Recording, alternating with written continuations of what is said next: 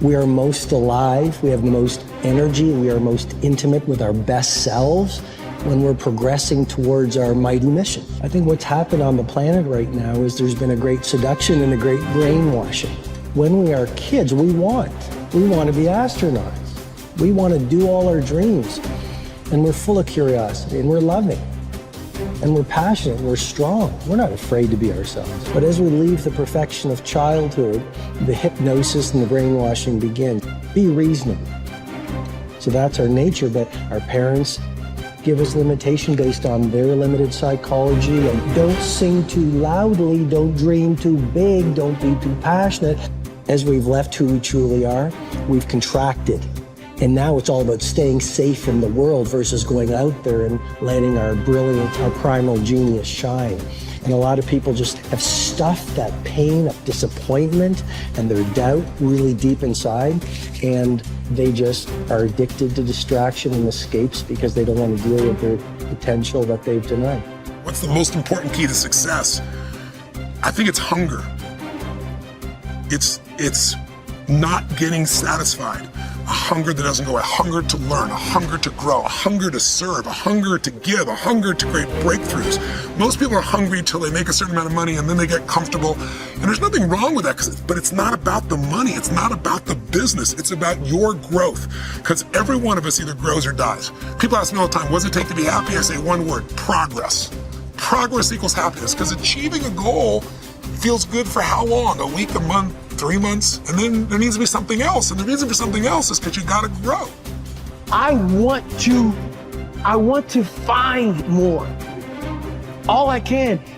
And in that sack of you have to dive in that to find more. Because if you're not willing to go in there and face yourself, I can find anything. You can live right here on surface, man, right here on surface.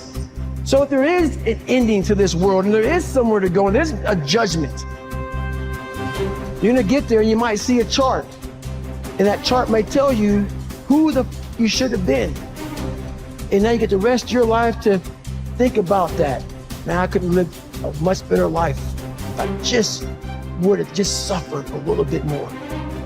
Success is not gonna show up at your front door and knock on it and say, here I am. It's not coming to look for you. In fact, success is not thinking about you. Success is already doing its job. You got to be willing to do your job. Each and every day that you are breathing in this world, each and every day that you are doing something in this world, you should be focusing on getting better, not worse. You should be understanding that, hey, I can't be this same person on a day in, day out type of way. I got to keep focusing and going further and going harder and going stronger and pushing myself till there's nothing else left to push forward. So now's the time for you to hit the gym of your life and start exercising your self-discipline muscle. No more talk, no more excuses. From this moment forward, it's all about massive execution. Will there be days that you don't feel like it? Yes. Will there be days that you want to stop? Yes. Will there be days that you want to give up? Yes. Will there be days that you want to quit? Yes. Listen to me. Quitting is never an option. We've all bought into a lie.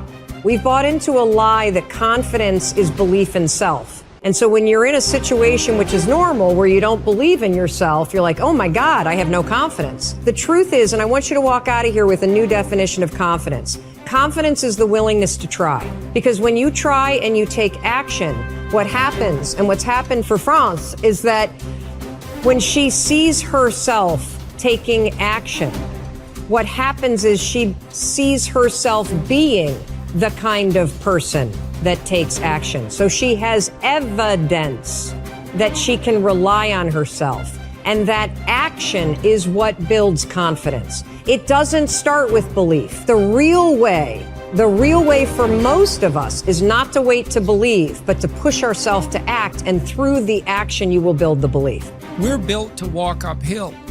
And when you reach the pinnacle of the hill, you want to stop and appreciate the vision, but the next thing you want is a higher hill in the distance, because it's the uphill climb that it's from the uphill climb that we derive our value, and I mean this technically.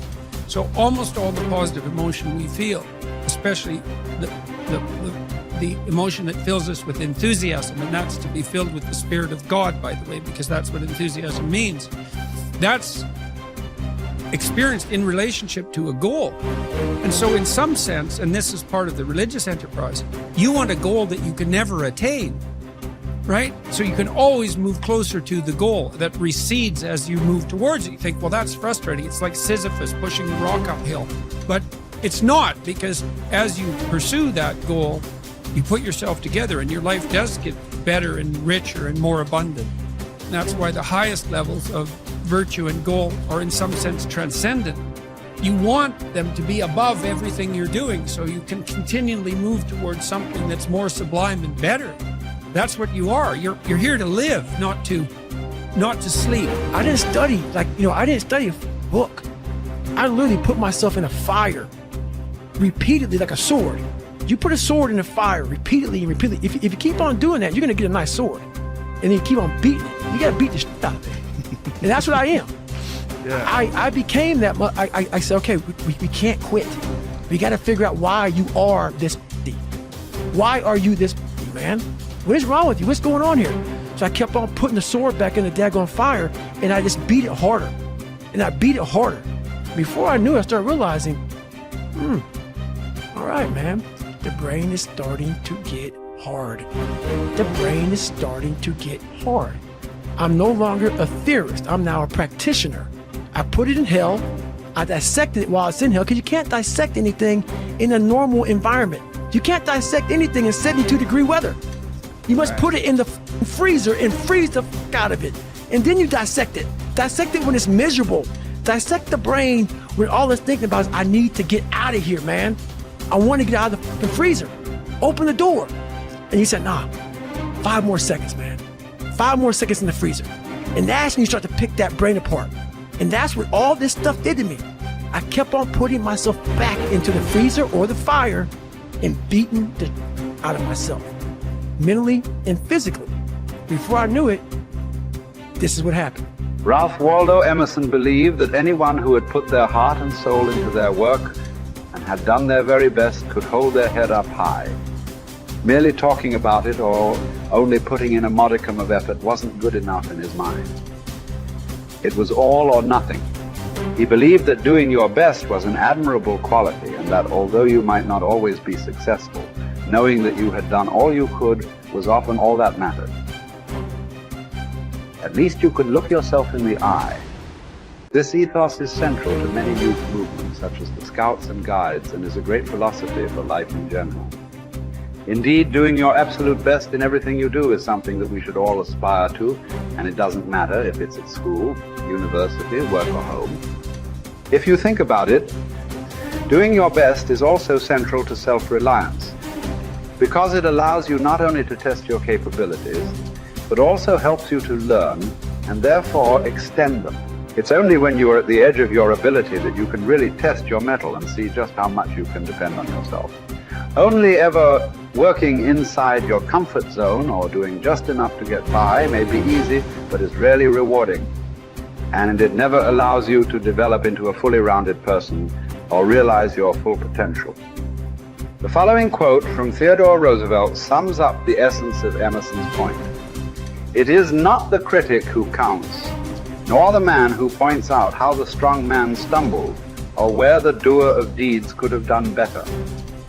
The credit belongs to the man who is actually in the arena, whose face is marred by dust and sweat and blood, who strives valiantly, who errs and comes up short again and again, who knows the great enthusiasms, the great devotions, and spends himself in a worthy cause, who at the best knows in the end triumph of high achievement, and who, at worst, if he fails while daring greatly, so that his place shall never be with those cold and timid souls who know neither defeat or victory. When you are working on your next task, give it your full concentration and really put the effort in to produce the best possible end result. Even if it doesn't lead to glittering success, you should be proud of yourself for doing your very best. No man fails who does his best.